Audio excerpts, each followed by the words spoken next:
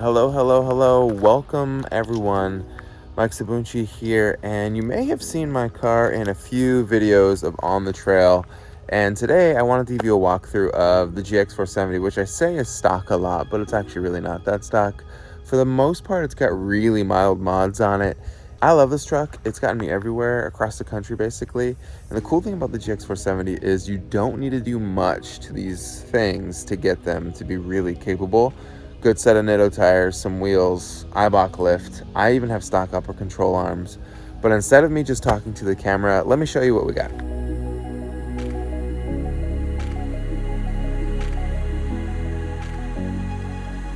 I just washed the truck. The back hatch is open right now. And there's a lot of stuff on here, but before we get into it, let's start with the wheels and tires. I got an amazing set of Nitto tire Ridge Grapplers on here, 285, 70, 18. And I know a lot of guys want to run 35s on their GX470. Shoot, even I want to run them. One, I still have the body mount capable there. I did hammer some of the pinch welds here, but I have not done the body mount chop. I have stock upper control arms, which you can see here. Nice Eibach 3-inch lift in the front. So I want 1 inch smaller, but it still gives it a nice look. And the beauty of this tire here is it's a E, load rating G, which makes it a 10-ply tire. Basically super strong sidewalls. I've aired these things down to 15 PSI in Sand Hollow, Utah. I usually run them around 20 when I'm off-roading because the truck's pretty heavy. It rides amazing. And then on the highway, I air them up to like 40, 41 PSI. And I'm averaging around 14 miles per gallon. I know, it's a lot for a GX470. You can see the truck's pretty clean. One thing you'll notice is the Baja Designs S2 ditch lights. And these are the S2 Sports, and I freaking love these things. One, because they're super narrow, super small, really indiscreet on the truck. A lot of people, you don't really notice them when you're driving. They're not the big ones that you can get on eBay that like look like giant pods. The gold looks pretty rad, and they fit really nice with my ditch light brackets. I also love this weather sealed cable. These have been through the elements and they work really well. We'll move on into the inside of the rig, and you can see for my ditch lights, I actually just went with like a regular switch here. Actually, they turn on because I have them hardwired to the battery, but only the switch lights up when the car's on. But regardless, I actually removed the downhill assist control button and put the ditch light button there. I have another gauge here, which is my battery level indicator. It just tells me how many volts my battery's putting out, and obviously a USB charger, because you can never have too many USBs. The reason why I have this is my battery has died a few times on the trail, and it's not telling me that my battery is dying, but it's basically telling me how much juice is left in my battery. And it's a nice way, before I start the car, I always turn it on ACC mode, which I'll do for you guys on camera, and then just see how much I got coming out of the battery. Boom. So 12.2, 12.1. Which is fine. I mean, when you run the truck, it's usually around 13.8, 13.6. Sometimes we've got a lot going on, it's 12.8. But 12.1, the car should start, no problem. And then USB charger here. This is passenger seat eject. It's just kind of a dummy button. I replaced the factory air controller module here with this module that I got from GXOR. It's 3D printed. It's really nice. This will eventually be light bar brackets or rear lights, but right now it just says passenger eject. Another thing that I have to the inside of the vehicle is the Garmin. Say a command. Oh, she heard me, and I want to exit. I have the Garmin Overlander GPS. This thing is amazing. At first, it took some getting used to, but the reason why I love this thing so much is it has topo maps already built in, so you can see you can go anywhere you want. It also has my library of predefined routes. I don't have the memory card in here, so I wonder if it'll stay. Let's see. Yeah, okay. So you can see there's some routes here from our Alabama Hills episode. There's also, let's see if there's, no, let's see. Yeah, let's do tracks. And then this is when we did the Uwharrie episode in North Carolina. It tracked my route. And this is cool because this is saved to my Garmin Explorer account, And this way, whenever someone wants to do the same route I did, I could easily just say, here's the GPX file. Enjoy yourself. I can mark landmarks on it. I love this thing so much because it does have like pitch and roll and search, and but the reason why I love this so much is not only does it do topo maps when you're off-roading, it does regular driving directions, which tells you your speed. So if you have 34s like me, you know the speedometer is going to always be a little bit off, but if you put it on drive mode, it'll tell you how fast you're going with GPS speed, so you won't get a ticket. And then another thing that I love about this is campgrounds. And you can literally type in campgrounds and it'll tell you all the campgrounds around you, which are either RV parks or even BLM land or standard campgrounds. I mean, there's a lot, and I'm just in the city here. Pretty rad that this thing can do all this. It's pretty pricey, but it's totally worth it. I love this thing. If you are looking for a really nice in-car navigation solution, you can take it off and carry it with you, but the battery really sucks. Get the Garmin Overlander. It is fantastic. Highly recommend it. At first I hated it, but I love it. So we'll continue on to the rest of the vehicle. I don't really have many other things. As you can see, I have the stock running boards still on. A lot of people were wondering, like, dude, take the running boards off, you'll get more clearance. Well, the reason why I don't have the running boards off and I have them on is because I need the step to access the rooftop tent, which you'll see in a second. And then on top of that, the reason why they're on is because you can see they've taken a ton of damage.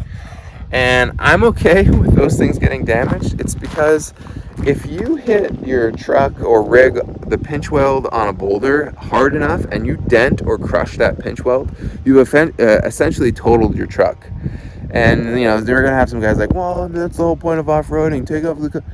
I would rather bang those things up on the trail and then put sliders on, which I'm saving up for, than ruin the pinch welds on this Lexus.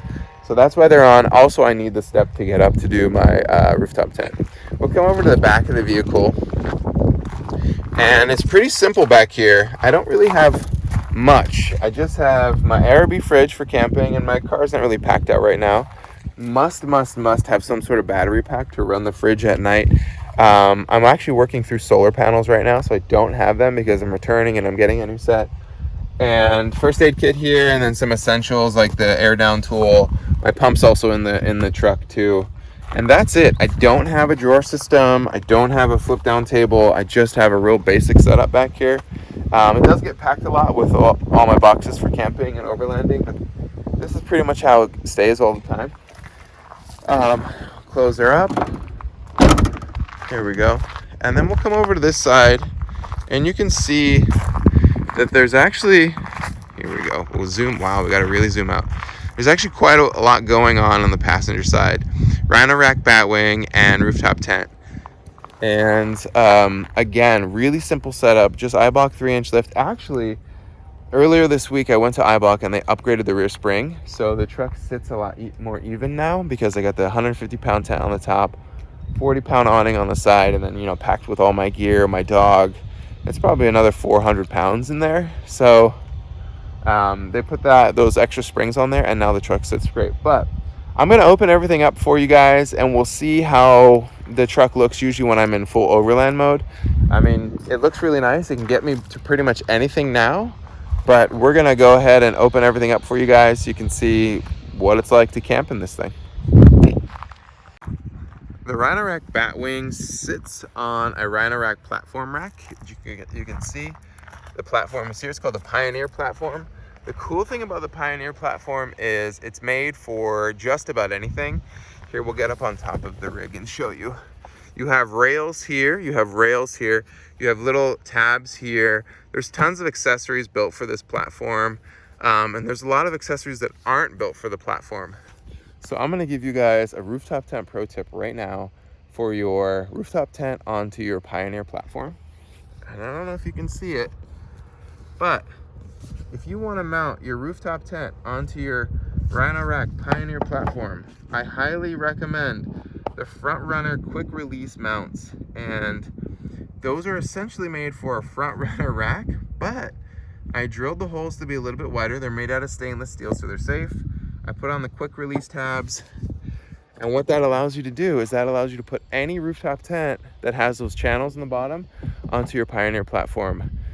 I searched this forever. I searched this for basically 2 or 3 months. How the hell do I put my rooftop tent on my Pioneer platform? Because these slats don't really line up with the tent. And the solution was buy the front runner quick release mounts, tent mounts, drill them a little bit wider, put them on the channel, and it fits perfectly. And I did.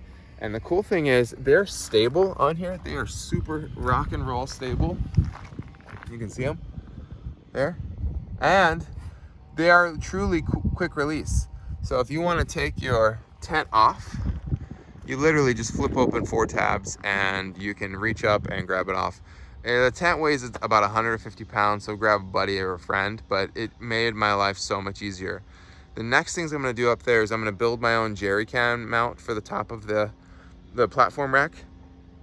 And that way I'll put 2 jerry cans in the back. That way my water is set for when I'm camping. But for now, that's really what I got. But anyway, you can see the Rhino Rack Batwing sits on the Pioneer platform rack. And the Batwing is pretty rad to open. Just boom, boom. And then you got a big zipper down here. Let's see if I can do it one-handed. It's pretty tough, huh?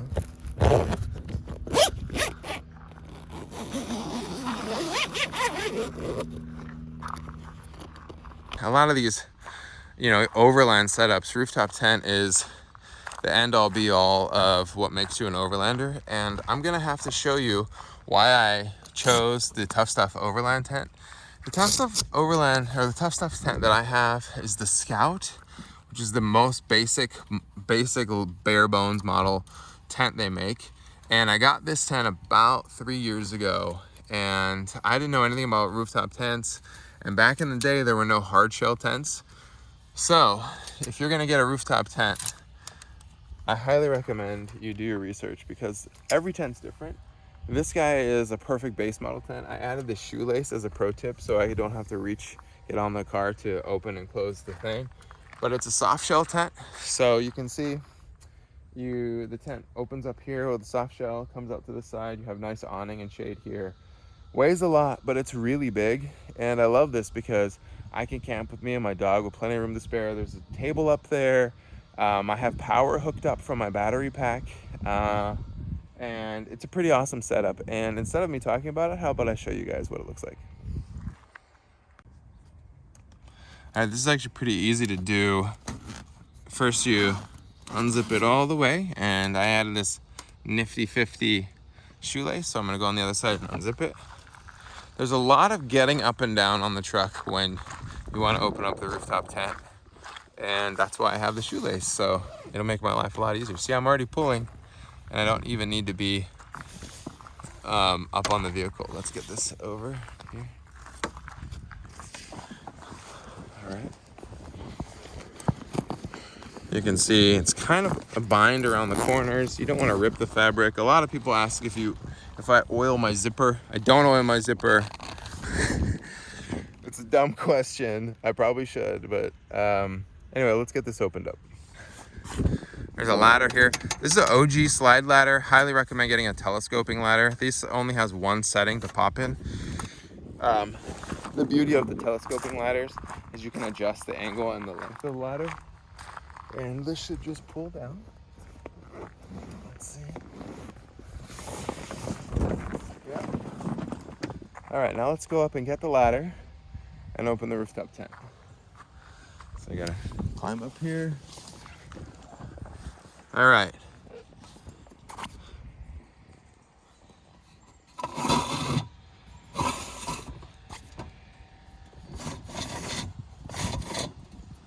You gotta be very careful. There we go, popped in.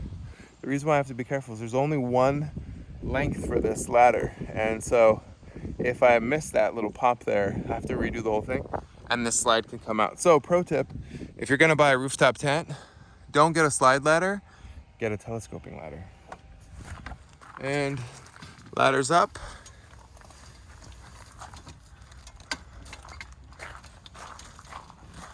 Look at that. We'll make sure everything's nice and clear.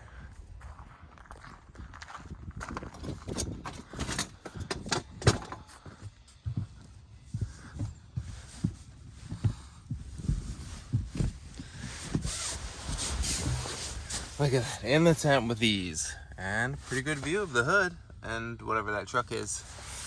All right. Tons of space in here. Like I'm 6'1", 220 pounds, and you can see tons of space in this tent. This is Kodak sleeping bag. Here's a nice tent table that I have here. Really nice view. Hi.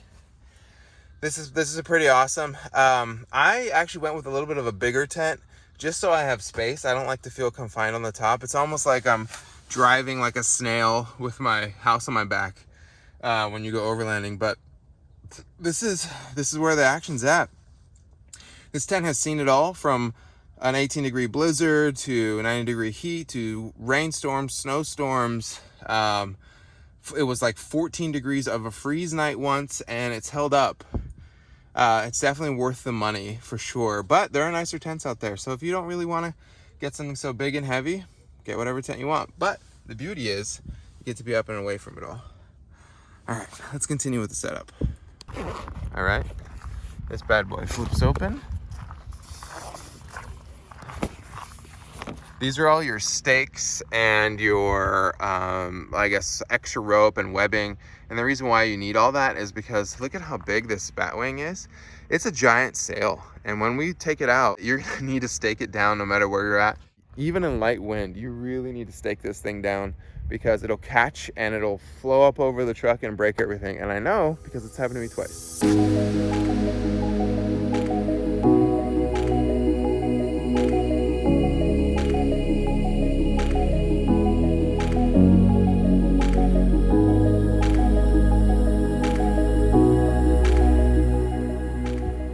So I've basically taken the Batwing all the way out. And the reason why they call it a Batwing is because it gives you 270 degrees of shade.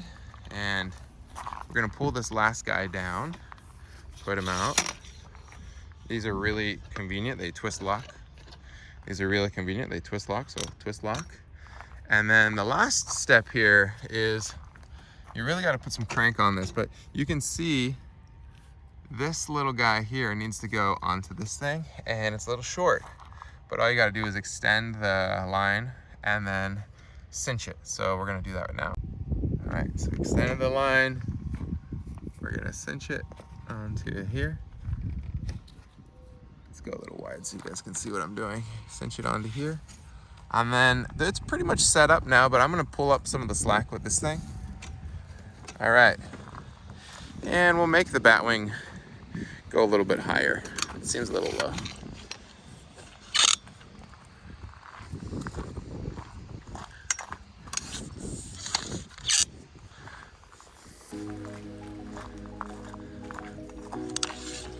Look at that. We're all set up with the Batwing awning. Here we go. So the Batwing's all set up, and you can see how much shade it provides the truck. I'm backing all the way up. And basically, I'm in the middle of a parking lot right now, but I have a nice campsite. I might have to stay here for a little while.